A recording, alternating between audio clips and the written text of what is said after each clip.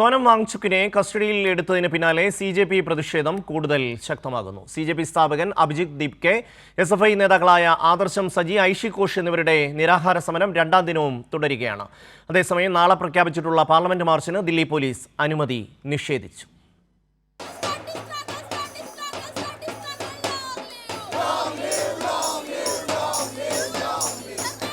Sonam വാങ്ചുക്കിനെ Delhi police ബലപ്രയോഗത്തിലൂടെ കസ്റ്റഡിയിലെടുത്ത് ആശുപത്രിയിലേക്ക് മാറ്റിയതിന് പിന്നാലെയാണ് പ്രതിഷേധത്തിന് കൂടുതൽ പിന്തുണ വർദ്ധിക്കുന്നത്.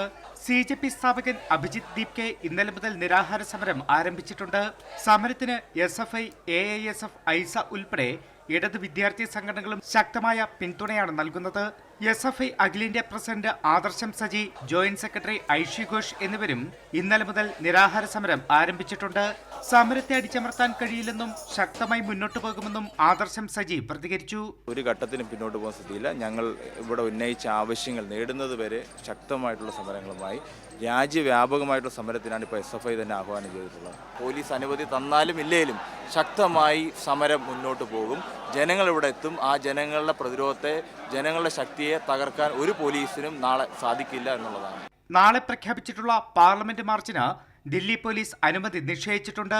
ദില്ലി പോലീസിന്റെ വിലക്ക് മറികടന്ന് പാർലമെന്റ് മാർച്ച് നടത്താനാണ് CJP തീരുമാനം. അതേസമയം സോനം വാങ്ചുക്കിന്റെ ഭാര്യ ഗീതാഞ്ജലി ദില്ലി ഹൈക്കോടതിയെ സമീപിച്ചു. നിലവിൽ സോനം വാങ്ചുക്കിനെ പ്രവേശിപ്പിച്ചിട്ടുള്ള സഫ്ദർജംഗ് ആശുപത്രിയിൽ നിന്നും മാറ്റണമെന്നാവശ്യപ്പെട്ടാണ് ഹൈക്കോടതിയെ സമീപിച്ചത്. കൈരളി ന്യൂസ്, ദില്ലി.